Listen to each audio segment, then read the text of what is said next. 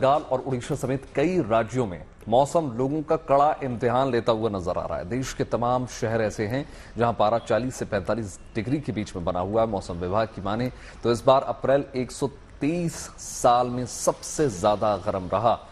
मई में भी कुछ राज्यों में भीषण गर्मी की आशंका है। राज्यों की अगर हम बात करें तो आंध्र प्रदेश को कोस्टल इलाके में पारा जो है 46.2 डिग्री सेल्सियस तक देखने को मिला, जबकि तिरुपति, तेलंगाना और उड़ीसा में पारा 45 डिग्री सेल्सियस तक देखने को मिल रहा है। पूर्वी और दक्षिण भारत के तमाम इलाकों में गर्मी से हाल बेहाल है। तो पहाड़ों पर बर्फबारी के बाद नजारा बिल्कुल बदल चुका है।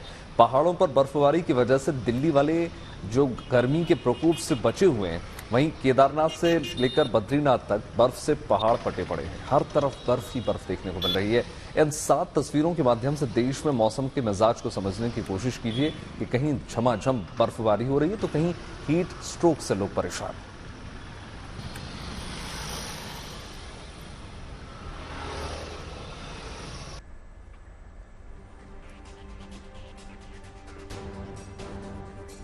तो देश के तमाम राज्य इस वक्त गर्मी से झुलस रहे हैं। कई शहर ऐसे हैं जहां तापमान में हर दिन बढ़ोतरी देखी जा रही है। हालात ये है कि कई शहरों में तो पारा 40 के पार करके 45 डिग्री को छू रहा है। चलिए आपको देश के उन शहरों के बारे में बताते हैं जहां सूर्य जिंदगी की कड़ी परीक्षा ले रहा है। तो ग्राफिक के माध्यम से आपको दिखाते हैं कि आंध्र प्रदेश की अगर हम बात करें तो यहां सबसे ज्यादा गर्मी देखने को मिल रही है। तिरुपति में तो तापमान 45 डिग्री से पार पहुंच गया है। वहीं गर्मी का ऐसा हाल पश्चिम बंगाल में भी देखने को मिल रहा है। पश्चिम बंगाल के पिरुलिया में तापमान 44 डिग्री के पार बना हुआ है। बिल्कुल कृतिका, देखिए उड़ीसा की अगर हम बात करें तो यहाँ भी गर्मी अपने प्रचंड रूप अब धारण कर चुकी है। यहाँ के तालचर में भी तापमान 45 डिग्री दर्ज किया गया। इसके अलावा अगर हम देखें पश्चिम बंगाल के मालदा का तापमान तो वो भी 40 डिग्री के पार है। मौसम विभाग के मुताबिक मालदा का तापमान 41.8 डिग्री दर्ज किया गया। तो वहीं बिहार में भी गर्मी का कहर देखने को मिल रहा है। बिहार के फारबिसगंज में तापमान 41 डिग्री के पार बना हुआ है। राजस्थान का अगर हम रुख करें तो यहां भी पारा जिंदगी का कड़ा इम्तिहान ले रहा है। प्रदेश के कई इलाकों में तापमान 40 डिग्री को पार करने लगा है। कोटा में तापमान 41 डिग्री को क्रॉस कर चुका है। तो वहीं देखिए राजस्थान की अगर हम बात कर लें तो जालौर में भी भीषण तपिश महसूस की जा रही है। यहां तापमान 40.2 डिग्री दर्ज किया गया। इसके अलावा राजस्थान के करौली में तापमान 40 डिग्री के पार है। राजस्थान के बाड़मेर की अगर हम बात करें तो यहां पर पारा 40.4 दर्ज किया गया। तो गर्मी का अगर यही हाल राजस्थान के धौलपुर में भी देखने को मिल रहा है। धौलपुर में तापमान 40.6 डिग्री दर्ज किया गया है। तो देखिए मई महीने ने दस्तक अब दे दी है और इसके साथ ही गर्मी बढ़ने की संभावना भी बढ़ चुकी है। मौसम विभाग ने पश्चिम बंगाल, उड़ीसा, बिहार समेत देश के कई राज्यों में हीट वेव की भविष्यवाणी कर दी है। इस बीच आईएमडी ने दिल्ली समेत उत्तर भारत के मैदानी इलाकों में बारिश की संभावना जता दी है। यानी प्रचंड गर्मी से राहत से इनकार नहीं किया जा सकता। पहाड़ों पर बर्फबारी का दौर जारी है। जम्मू कश्मीर, हिमाचल प्रदेश, उत्तराखंड के ऊंचाई वाले इलाके बर्फ की आगोश में लिपटे हैं। मौसम कूल बना हुआ है, लेकिन इसके उलट देश के मैदानी इलाकों में आसमान से बरसते शोलों ने जीना मुहाल कर रखा है। ज्यादातर राज्य चुभती जलती गर्मी की गिरफ्त में हैं। ये अभी ट्रेलर है, पिक्चर तो अभी बाकी है, क्योंकि अप्रैल का महीना बीत चुका है और मई के महीने ने दस्तक दे दी है। यानी भीषण गर्मी का दौर तो अब शुरू होने वाला है। लू की लहर तो अब चलने वाली है। मौसम विभाग की माने तो देश के कुछ इलाकों को छोड़कर बाकी हिस्सों में अधिकतम तापमान सामान्य से ज्यादा रहने के आसार हैं, जबकि न्यूनतम तापमान भी सामान्य से ऊपर रह सकता है। पूर्वोत्तर भारत के अधिकतर इलाकों और उत्तर पश्चिम भारत और मध्य भारत के कुछ हिस्सों को छोड़कर देश के अधिकांश हिस्सों में तापमान सामान्य से ज्यादा रहने की संभावना है। टेम्परेचर जो अभी कम रहा है नॉर्थ वेस्ट इंडिया में, अभी टेम्परेचर राइज होगा। वेस्ट सेंट्रल इंडिया में टेम्परेचर राइज होगा। पेनिनसुला इंडिया में भी टेम्परेचर नॉर्मल से ज्यादा रहेगा और एलोंग ईस्ट कोस्ट भी टेम्परेचर नॉर्मल से ज्यादा रहने का संभावना है। और ये एबो नॉर्मल टेम्परेचर होने के कारण हीट वेव कंडीशंस यूजुअली जो 3 दिन तक दिखाई देता है मंथ ऑफ मई में, इस बार ज्यादा हीट वेव कंडीशन होने का संभावना है। Specially Gujarat region, south Rajasthan, west Madhya Pradesh, Vidarbha, Marathwada, वहां 8 से 11 दिन तक हीट वेव कंडीशंस मई महीने में देखने को मिल सकता है। मौसम विभाग ने पश्चिम बंगाल और उड़ीसा के लिए रेड अलर्ट जारी किया है, जबकि पूर्वी भारत के लिए ऑरेंज अलर्ट जारी किया गया है। देश के कई हिस्सों में तापमान 40 के पार जा चुका है और अब इसके और बढ़ने के आसार हैं। इसके साथ ही हीट वेव भी लोगों को हलकान करने वाली है। मौसम विभाग के मुताबिक इस महीने पश्चिमी भारत में 8 से 11 दिन तक लू चलेगी, जबकि दिल्ली, हरियाणा और पंजाब में 5 से 7 दिन लू चल सकती है। और जो remaining parts of Rajasthan, Madhya Pradesh रहा है और उत्तर प्रदेश, पंजाब, हरियाणा, चंडीगढ़, दिल्ली, बिहार का कुछ हिस्सा, नॉर्थ छत्तीसगढ़ का कुछ हिस्सा, ओडिशा, इंटर ओडिशा का कुछ हिस्सा, वहाँ 5 से 7 दिन हीट वेव कंडीशन मई महीने में देखने को मिल सकता है। हालांकि गुड न्यूज ये है कि गर्मी के असर से राहत दिलाने के लिए बारिश की संभावना भी बनी हुई है। IMD के मुताबिक पश्चिमी विक्षोभ के कारण दिल्ली NCR में 4 से 6 मई तक बारिश होने की संभावना है। दरअसल देश में ला नीना की वजह से सामान्य से अधिक बारिश हो सकती है। दिल्ली से अनमोल बाली के साथ bureau report, good news today. तो गर्मी का मौसम इंसानों को ही नहीं वन्य जीवों को भी हलकान किए हुए है। ऐसे में जहां चिड़ियाघरों में इन बेजुबानों को गर्मी की तपिश से राहत पहुंचाई जा रही है, तो वहीं दूसरी तरफ लोगों को भी धूप और लू के थपेड़ों से राहत पहुंचाने की कवायदें इंसानियत का परिचय देती दिख रही हैं।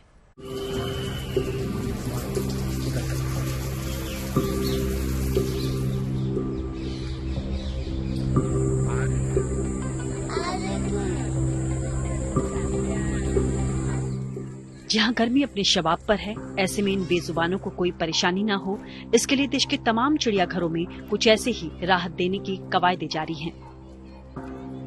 नागपुर के महाराज बाग चिड़ियाघर में बाघ, तेंदुआ, भालू, हिरण जैसे कई और जानवरों और पक्षियों को गर्मी की तपिश से बचाने के लिए उनके बसेरों में कहीं ग्रीन नेट तो कहीं कूलर लगाए गए हैं, ताकि उनके बसेरों के अंदर का तापमान सामान्य रहे। यही नहीं, चिड़ियाघर में अपने बाड़े के अंदर टहलते जानवरों पर भी पानी का फवारा छोड़कर गर्मी से राहत पहुंचाई जा रही है। जैसे यहाँ पे देख रहे हैं, तेंदुए के लिए अपन ने कूलर लगाए हैं, देन भालू के लिए भी कूलर लगा चुके हैं, और ये जो चिड़ियाघर है जहाँ पे पंछी है वहाँ पे भी कूलर लगा चुके हैं। देन एक शेर के लिए स्पेशल पॉन्ड तैयार करके रखा है ताकि वो उसका पानी में जाके अपना बॉडी टेम्परेचर मेंटेन कर सके। और जो हर्बीवोर जो जानवर है उनके लिए उनके बाड़े में इंक्लोजर्स में अपन ने प्लांटेशन ज़्यादा किए हुए हैं और वहाँ पे छांव भी ज़्यादा रहती है, और ग्रीन नेट जो है वो वहाँ पे बांध चुके हैं ताकि गर्म हवा जो है वो उनके घर में या फिर उनके जो बाड़ा है उनमें न जाए। जैसे अब शेर के लिए एक स्पेशल पॉन्ड तैयार करके रखा है, वो बॉडी टेम्परेचर मेंटेन करने के लिए वो ठंडे पानी में उतर जाए और बॉडी टेम्परेचर अपना मेंटेन करे। जू प्रशासन का कहना है कि अगर आने वाले दिनों में तापमान 45 तक जाता है, तब जानवरों को उनकी डाइट के साथ कुछ एक्स्ट्रा चीजें भी दी जाएंगी ताकि शरीर गर्मी के ताप से बचा रहे। जैसे ही टेम्परेचर बढ़ेगा तो ग्लूकोज का पानी और इलेक्ट्रॉल का पानी पिलाना शुरू कर देंगे, और उनके बाड़े का इंक्लोजर का टेम्परेचर मेंटेन करने के लिए पानी का फव्वारा मारना शुरू कर देंगे। जाहिर है, नागपुर का तापमान 40 डिग्री से 42 डिग्री तक पहुंच रहा है, तो ऐसे में गर्मी की तपिश से इन बेजुबानों का बचाव बहुत जरूरी है।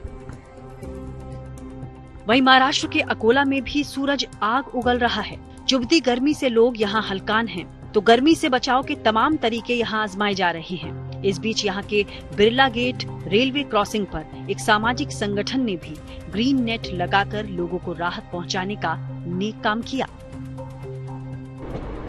अकोला में धूप जो है 44 डिग्री तक गई है। धूप से बचने के लिए लोग जो है बाहर निकलते हैं तो कान को दुपट्टा बांध के निकलते हैं, लेकिन जहाँ रेलवे क्रॉसिंग है, जहाँ रेलवे गेट है, जहाँ पर रुकना पड़ता है, उस जगहों पर कुछ सेवाभावी संस्थाओं ने देखिए इस तरीके की ग्रीन नेट यहाँ पर लगाई है ताकि रुकने वाले जो यहाँ पर बाइक सवार है या लोग हैं उन्हें छांव मिले और धूप से वो बचे।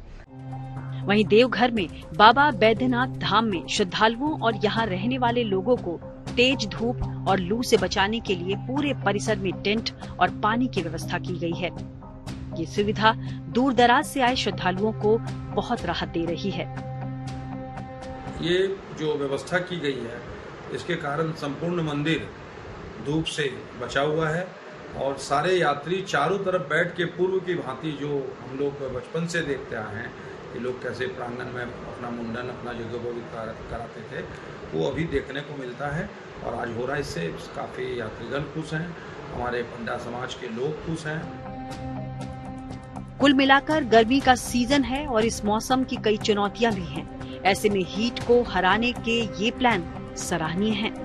नागपुर से योगेश पांडे, अकोला से धनंजय साबले और देवघर से शैलेंद्र मिश्रा के साथ bureau report, good news today. तो कुल मिलाकर देखिए, भारत के तमाम इलाकों में भले ही आसमान से आग बरस रही हो, लेकिन दिल्ली के महीने में भी स्कूल कूल बने हुए हैं। दिल्ली में अप्रैल के महीने में पिछले कुछ सालों के अगर मुकाबले से अगर हम देखें तो तेज गर्मी और लू के प्रकोप का सामना इस बार दिल्ली ने नहीं किया। इसकी वजह यह है कि पहाड़ों पर हो रही बर्फबारी को इसका बड़ा कारण बताया जा रहा है। फिलहाल दिल्ली के लोगों को चिलचिलाती गर्मी और लू से राहत देखने को मिल रही है। अप्रैल के महीने में केवल एक दिन दिल्ली का अधिकतम तापमान 40 डिग्री दर्ज किया गया। तेज हवाओं और बारिश ने अप्रैल को उतना गर्म नहीं बनाया और लोगों को भीषण गर्मी से एहसास नहीं होने दिया। हालत ये रहे कि शीतल हवाओं की वजह से दिल्ली का जो प्रदूषण स्तर है वो भी कम दर्ज किया गया। मौसम विभाग के मुताबिक दिल्ली में 4 और 7 मई को बारिश होने की संभावना भी अब जताई जा रही है और दिल्ली का न्यूनतम तापमान 20 से 25 डिग्री सेल्सियस के बीच रहने की संभावना है। यानी ये मई जो है दिल्ली वालों के लिए गुड न्यूज लेकर आई है। दिल्ली कूल बनी रहेगी।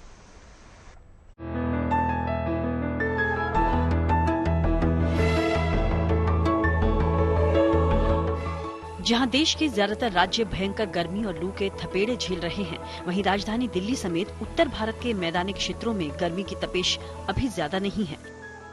मौसम विभाग के मुताबिक ऐसा मौसमी पश्चिमी विक्षोभ की वजह से हो रहा है। नॉर्थ इंडिया का जो है वो तो कंडीशन इस साल ऐसे है कि WD एक के बाद एक निकल रहा है और काफी स्ट्रांग हुई इंडिया। आप देख रहे हैं दिल्ली में 40+ ओनली एक दिन आया था, तापमान नहीं बढ़ रहा है। तो ये अच्छा बात है कि जहां दक्षिण भारत और पूर्व भारत 45+ में चढ़ रहा है और ज्यादा लोग फेस कर रहे हैं, हमारा उत्तर भारत और सेंट्रल इंडिया ऑल्सो, जैसे राजस्थान है, मध्य प्रदेश है, अभी तक 43 हो जाना चाहिए, लेकिन इस साल जो है भारत आगे नहीं जा रहा है। हालांकि मौसम विभाग ये कह रहा है कि अप्रैल के महीने में केवल एक दिन ही पारा 40 पार गया, लेकिन पहाड़ों पर बर्फबारी का असर दिल्ली और आसपास महसूस किया जा रहा है। यहाँ तेज गर्मी और लू से फिलहाल राहत है। दिल्ली वासियों के लिए हालिया तापमान गुड फील दे रहा है, यानी चुभती जलती गर्मी का मौसम अभी नहीं है। हालांकि मौसम विभाग के मुताबिक 4 मई को पारा बढ़कर 40 तक पहुंचने का पूर्वानुमान है, जिसके बाद ही दिल्ली में पारा बढ़ने की संभावना है। वैसे इस बार दिल्ली की आबोहवा भी अच्छे संकेत दे रही है। राजधानी का AQI लेवल बेहतर रहा, जिसने अप्रैल के महीने में पिछले 6 साल का रिकॉर्ड तोड़ दिया। हालांकि दिल्ली में पिछले महीने महज 7 दिन AQI लेवल 200 के पार पहुंचा था। दिल्ली में अप्रैल महीने का जो AQI था वो अब तक का सबसे बेहतरीन रहा है। यानी साल 2018 से 2024 की अगर हम बात करें तो इस साल AQI बहुत अच्छा था, यानी मॉडरेट से गुड की सिचुएशन में रहा है। सिर्फ 7 दिन AQI 200 के पार पहुंचा। दरअसल NDMC की एक खास पहल के तहत राजधानी की हवा दुरुस्त रखने की कोशिशें जारी हैं। ये पहल है 8 एंटी स्मोक गन की, जिनके इस्तेमाल से NDMC इलाके की हवा में फैले प्रदूषण को कम करने में मदद मिलने की उम्मीद है। आप ये एंटी स्मोक गन देख रहे हैं, इस तरह के 8 एंटी स्मोक गन दिल्ली के NDMC एरिया में तैनात किए गए हैं।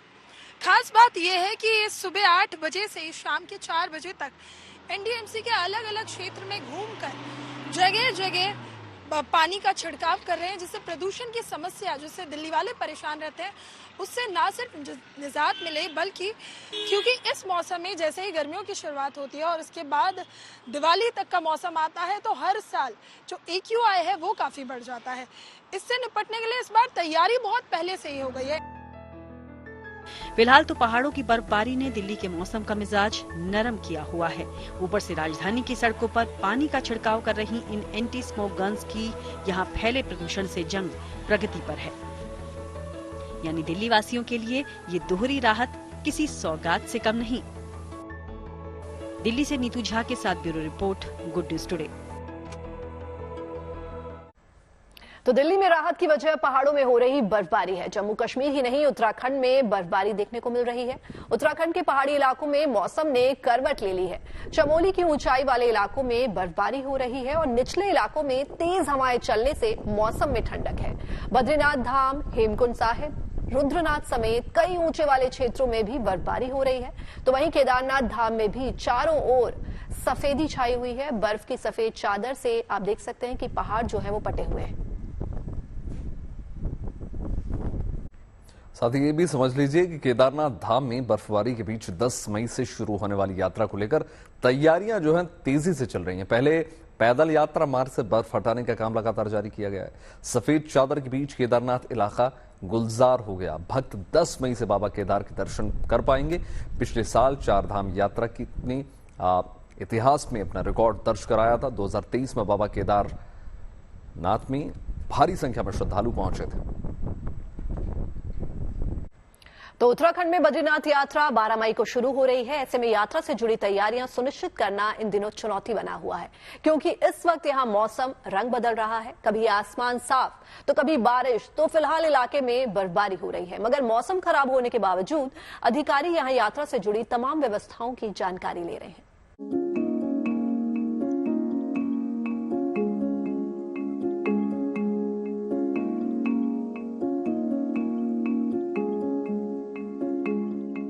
जहां इन दिनों उत्तराखंड के चमोली जिले में कई जंगल धू-धू कर जल रहे हैं, वहीं इसी जिले के बद्रीनाथ क्षेत्र में बर्फबारी हो रही है, जिससे मई की गर्मी में यहां का मौसम कूल है। मौसम के इस बदले हुए मिजाज के बीच बद्रीनाथ धाम के कपाट 12 मई को खुलने हैं। मौसम की आंख मिचोली के बीच प्रशासन भी तैयारियों में जुटा हुआ है। मंगलवार को प्रशासनिक टीम यात्रा तैयारियों का जायजा लेने और मास्टर प्लान के निर्माण कार्यों को देखने पहुंची, तो दोपहर बाद बर्फबारी का दौर यहां शुरू हो गया। चारधाम यात्रा शुरू होने से पहले मौसम लगातार रंग बदल रहा है। ऐसे में एहतियातन पूरी चारधाम यात्रा के लिए ही स्वास्थ्य विभाग की ओर से एसओपी भी जारी की गई है।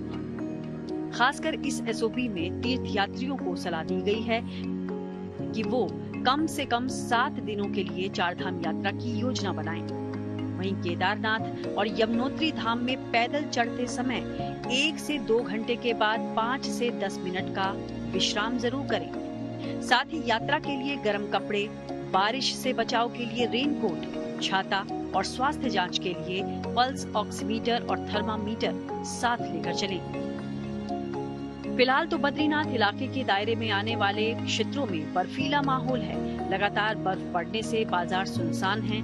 लोग घर से जरूरत पड़ने पर ही बाहर निकल रहे हैं। वहीं 12 मई को अभिजीत मुहूर्त में भगवान बद्री विशाल के कपाट खुलेंगे। इस पवित्र यात्रा में देश के कोने-कोने से लाखों श्रद्धालु भी पहुंचेंगे। ऐसे में उनकी सुख सुविधाओं को दुरुस्त करने के लिए तैयारियां बर्फबारी के दौर में भी जारी हैं। चमोली से कमल नयन सिलोड़ी के साथ bureau report, good news today.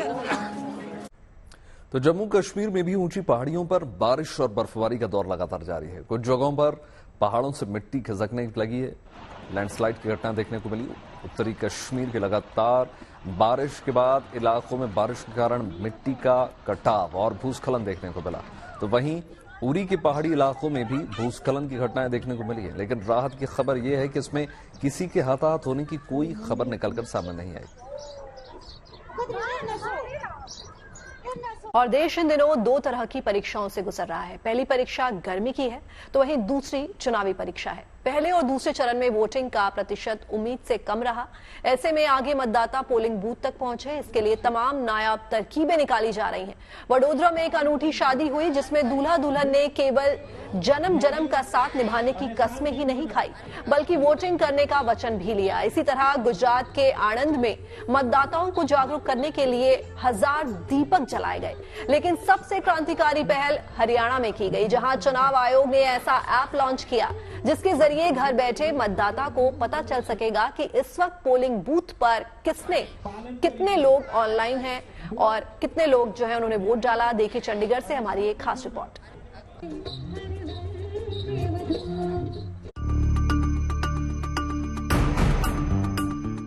अब वोटिंग पर गर्मी का नहीं पड़ेगा साइड इफेक्ट। लंबी कतारों में लगकर मतदान करने की नहीं होगी टेंशन। एक क्लिक पर पोलिंग बूथ की मिलेगी पूरी जानकारी। लोकसभा चुनाव के बीच हरियाणा में निर्वाचन आयोग ने मतदाताओं के लिए एक शानदार पहल की है। अब लंबी लंबी कतारों में लगकर वोट डालने का इंतजार करना नहीं पड़ेगा। अब आप घर बैठे जान पाएंगे कि मतदान केंद्रों पर कितनी भीड़ है और कितने लोग लाइन में लगकर वोट डालने का इंतजार कर रहे हैं।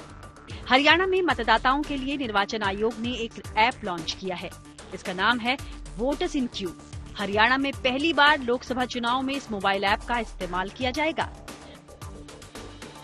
लोगों को सहूलत देने के लिए हरियाणा में एक वोटर्स इन क्यू ऐप बनाया गया है, जिससे जो मतदाता है उन्हें कंफर्ट मिल सके। किस तरह से कंफर्ट वोटर्स को मिलेगा, क्योंकि हरियाणा में छठे चरण में मतदान होना है और उस समय जो गर्मियां हैं वो भी काफी ज्यादा होगी। तो हरियाणा में इस तरह का जो ऐप है वो तैयार किया गया है, जिससे घर बैठे वोटर्स को पता चल पाएगा कि पोलिंग स्टेशन के अंदर इस वक्त कितने मतदाता है और वो अपने समय में आकर है बिना भीड़ भाड़ से और गर्मी से आसानी से बचकर है अपने मत का इस्तेमाल कर सकते हैं। वोटर्स इन क्यू ऐप पर हर आधे घंटे के बाद मतदान केंद्र पर कितनी लंबी लाइन है उसका पता चल पाएगा। उसके अलावा कितने पुरुष कितनी महिलाएं वहां पर हैं, उसकी भी सटीक जानकारी इस ऐप पर उपलब्ध होगी।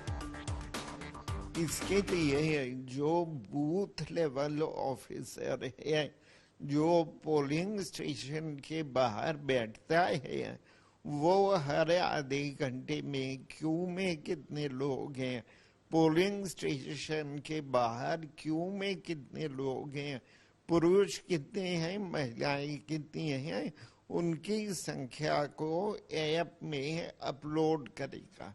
वो अपलोड करेगा, फिर जैसे ही वो अपलोड करेगा वैसे ही वो जानकारी जितने भी मतदाता देखना चाहते हैं उनको उपलब्ध हो जाएगी। हरियाणा के 30 विधानसभा क्षेत्रों में इसका ट्रायल किया जाएगा। 25 मई को होने वाले लोकसभा चुनाव में मतदाता वोटिंग के दिन मतदान केंद्रों पर लगने वाली भीड़ को अपने मोबाइल पर लाइव देख पाएंगे और अपनी सुविधा के मुताबिक मतदान करने के लिए केंद्र पर जा सकेंगे। ये वोटर इन क्यू ऐप है और इसको अभी कुछ ही असेंबली सेगमेंट्स में इस्तेमाल किया जाएगा। पंचकुला जिले के अंदर जो हमारा पंचकुला विधानसभा क्षेत्र है वहाँ इसको इम्प्लीमेंट करेंगे। जैसा कि नाम से स्पष्ट है, वोटर्स इन क्यू ऐप, तो इसके माध्यम से जो हमारे वोटर्स हैं वो घर बैठे ही ये जानकारी प्राप्त कर सकते हैं कि पोलिंग स्टेशन पर अभी कितने मतदाता हैं।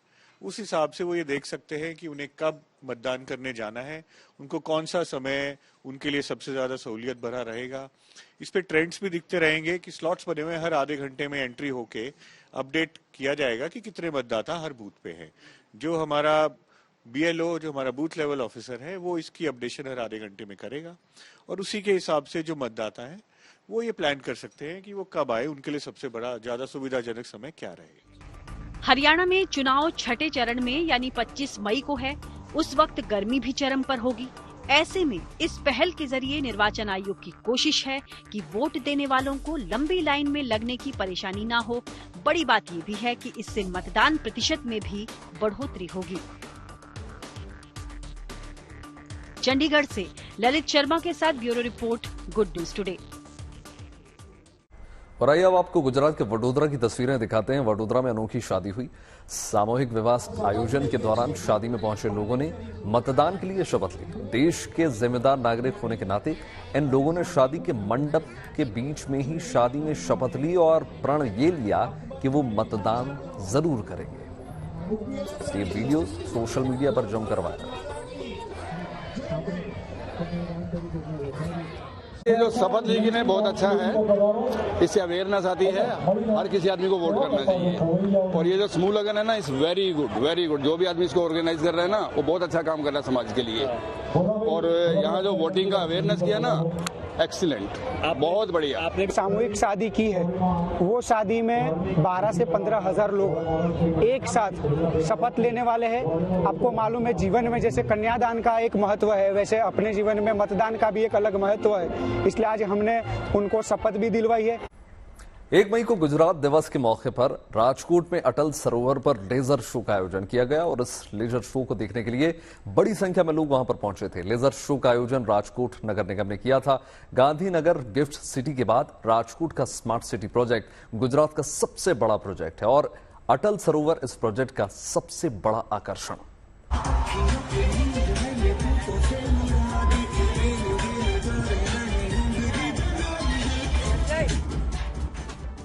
पानी के ऊपर हवा में झूमती इठलाती लहरें, अलग अलग फॉर्मेशन बनाते आकर्षक रंग बिरंगे फव्वारे। गुजरात के राजकोट में 1 मई की रात अटल सरोवर में लेजर शो का आयोजन हुआ। 1 मई को गुजरात दिवस के मौके पर राजकोट नगर निगम ने खूबसूरत लेजर शो का आयोजन किया। इस लेजर शो को देखने के लिए बड़ी संख्या में लोग पहुंचे थे। रात के अंधेरे में musical water fountain, laser light and sound show ने समा बांध दिया।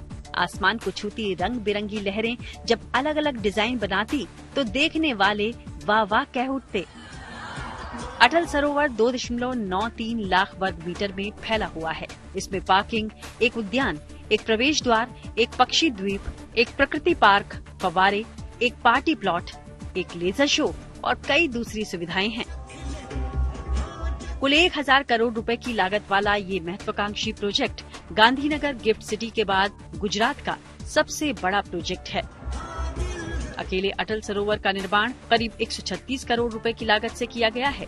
2,93,000 वर्ग मीटर में फैले इस स्मार्ट सिटी प्रोजेक्ट का उद्घाटन 25 फरवरी को प्रधानमंत्री मोदी ने किया था।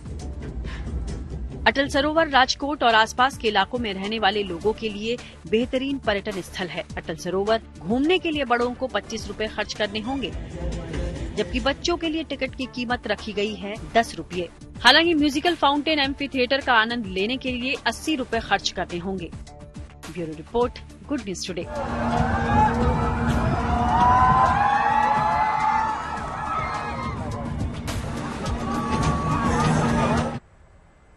और भारत में जारी आम चुनावों के बीच आइए आपको लिए चलते हैं ब्रिटेन। यहां आज लंदन में मेयर चुनाव के लिए मतदान होने वाले हैं। चुनाव में पाकिस्तानी मूल के मौजूदा मेयर सादिक खान के मुकाबले मैदान में हैं भारतीय मूल के निर्दलीय उम्मीदवार तरुण गुलाटी। लंदन मेयर चुनाव में लेबर पार्टी के उम्मीदवार साजिद खान के मुकाबले में 13 उम्मीदवार मैदान में हैं। लंदन की जनसंख्या विविधता इन चुनावों को काफी रोमांचन बना देती है। ये शहर दुनिया भर की संस्कृतियों का मिश्रण है। इस बात का अंदाजा इससे लगाया जा सकता है कि यहाँ करीब 300 भाषाएं बोली जाती हैं और करीब 38% लंदन वासी यहाँ के मूल निवासी नहीं है। लंदन मेयर चुनाव काफी जो इसके नतीजे हैं वो काफी दिलचस्प हो सकते हैं। फिलहाल ब्रिटेन के जो प्रधानमंत्री हैं वो भारतीय मूल के हैं। ऋषि सुनक ब्रिटेन के कंजर्वेटिव पार्टी से आते हैं, जबकि मौजूदा लंदन के mayor Sadiq Khan labour party के उम्मीदवार हैं। लेबर पार्टी और कंजर्वेटिव पार्टी के अलावा लंदन मेयर चुनाव में निर्दलीय उम्मीदवार तरुण गुलाटी भी इस बार उतरे हैं। कुछ कमाल दिखाते हैं, ये देखना बाकी है।